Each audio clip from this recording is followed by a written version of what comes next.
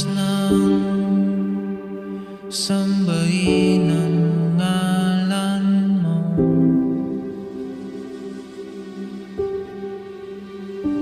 Araw-araw, naghahatid siya ng mga tao sa kanilang destinasyon. Bahay, trabaho, mga mahal sa buhay. Ngunit, paano kung dumating ang isang araw na siya naman ang hindi makauwi? Paano kung ang isang pangkaraniwang araw ay maging simula ng isang kwentong hindi na nila malilimutan?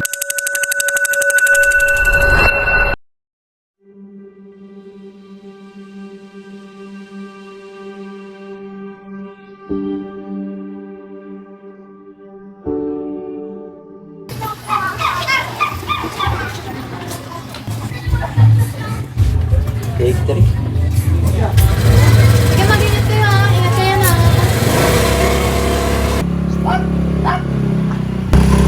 Ha? Huwag lang ito promise. Dito na tinawag. Talaga? Oo. Hindi pa na mag-drive sa akin.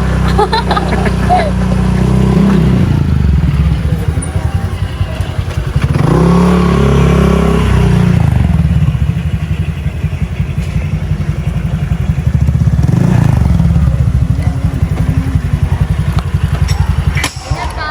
Ingat ka. Bye-bye. Bye-bye. Ingat kayo ha. Mag-aaral kayo ng buti ha. Opo. Joyride po. Javier po. Javier. Javier siya? Opo.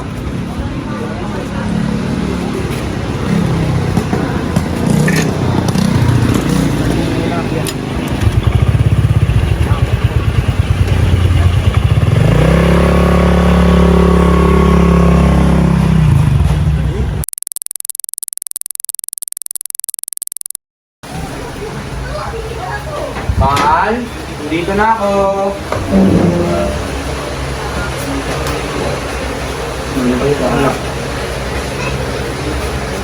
Ano nangyari, mahal? Mahal. Kulang tayo. Kulang saan? Mahigit 3,000.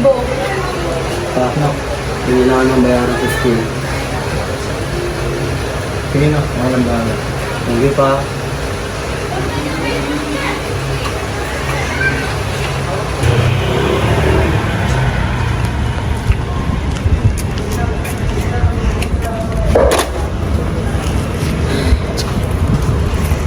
Ano ba yan? Baka pwedeng bukas na yan. Pagod ka na eh. Hindi pwede.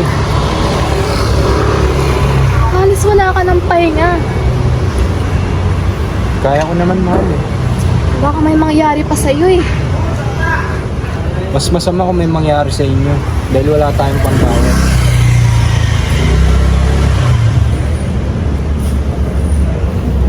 Mag-overtime ako. Hanggang kailan? Hanggang kaya ko.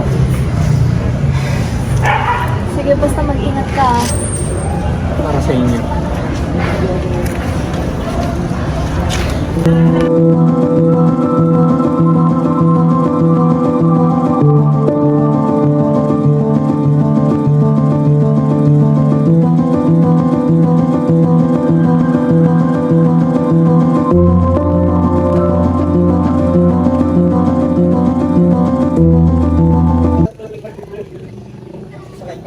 Yan, may booking kayo?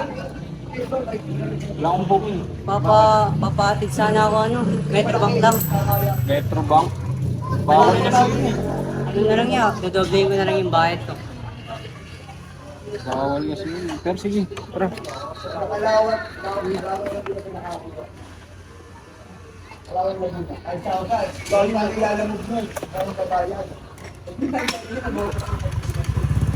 Okay na po kayo, sir? Opo, sir.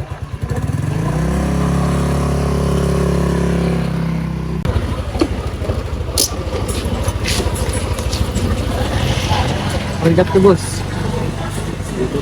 Hindi mo natin gamit ng pera mo.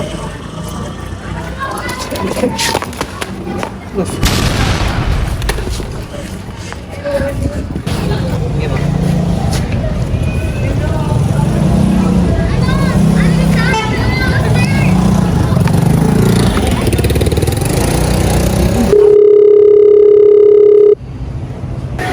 Hello?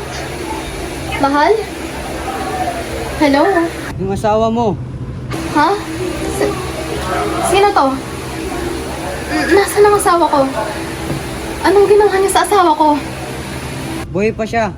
Kung gusto mo mang makita siya, magdala ka dito ng 20 mil dito sa bukid. Sige. Sige, magdadala ako. Basta huwag niyo lang saktan ng asawa ko. Wag. Mahimik ka. Mahal? Mahal!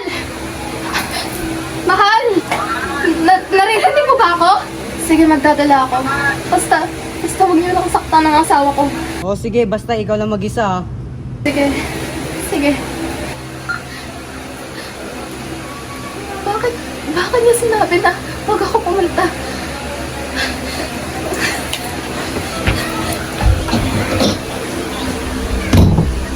Kuya, narinig mo yun?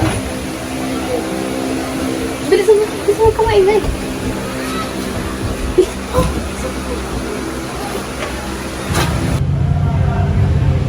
Uy, ito yung nakuha mo! Uy, tol!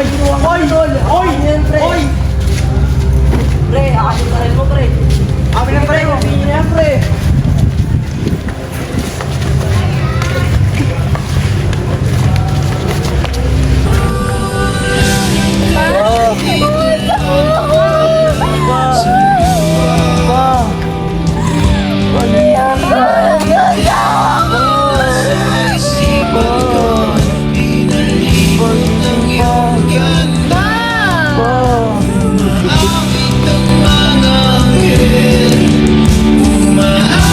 Ma'am, base po sa aming mga naging investigasyon, sinubukan pa raw po ng asawa niyang lumaban.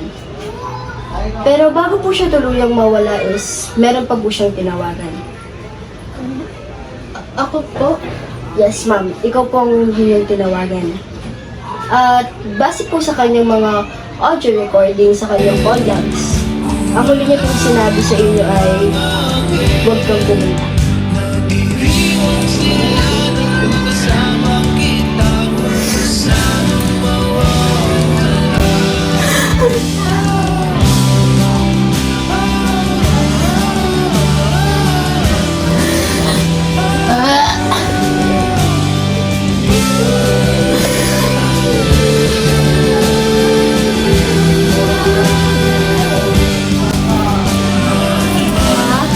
Babalik po kasi Papa.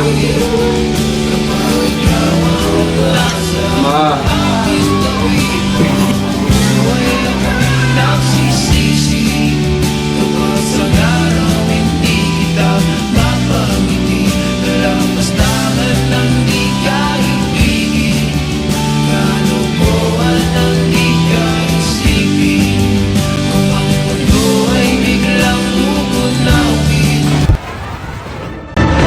Hustisya ang panawagan ng pamilya ng motorcycle taxi rider na pinatay sa saksak ng kanyang pasahero sa Caloocan. Nagawa pa ng suspect na manghablot ng cellphone sa Malabon kung saan siya kinuyog ng taong bayan. Saksi, si Gabriel Gonzalez. I'm very proud that the Philippines is safer now. It's never happened. The peak of criminality was 2014. ligtas nga ba sa Pilipinas? Bali ano po yung naramdaman nyo nung nabalitaan nyo pong may nangyari insidente sa kapwa nyo rin po rider? Siyempre nakakatakot sa gabi. Unang-una, pag babiyahe ka ng gabi, mamimili ka ng booking. Hindi ka na pupunta sa mga madidilim. Tsaka sa mga hindi mo kapisadong lugar. Dapat pag magbababa ka, kundi sa barangay, sa police station, basta sa maliwanag. Sa matao po na lugar. Oo, yun, tama. Kasi pag nagbaba ka sa hindi mo alam na lugar, hindi mo kabisado, pwede kang patitin, agawin motor mo, patayin ka, wala kang magagawa kundi ibigay na lang ang motor mo. Kasi unang-una, hindi mo kabisado. Oh, hindi mo alam yung singit doon, singit dito. Hindi ka tulad pag kabisado mo yung lugar at maliwanag, siyempre hindi ka matatakot. Tsaka siyempre kaming joyride, makakapili ka ng booking.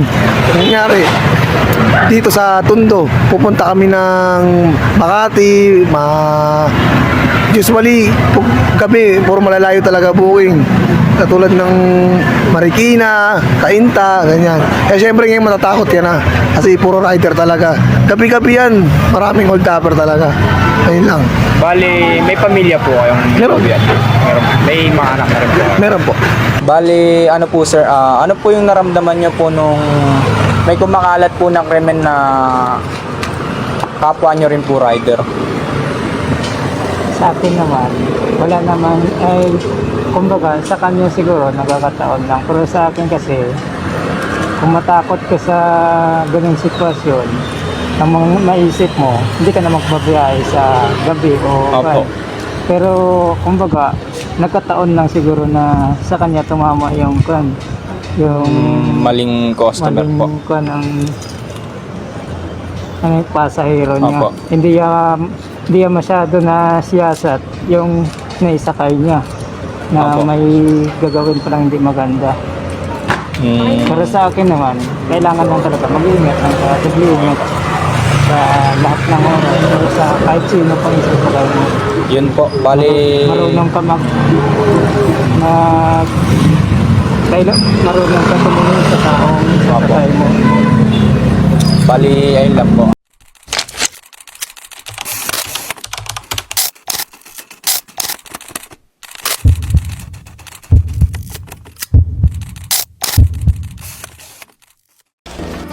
Hindi lang sila rider. Sila ay mga ama, mga ina, mga anak, mga kapatid. Sila ang mga tao araw-araw na bumabiyahe para sa kanilang pamilya. Kaya sa bawat rider na nakikita natin sa kalsada, igalang natin ang kanilang biyahe. Dahil sa bawat pag-alis nila, may isang pamilyang naghihintay sa kanilang pag-uwi.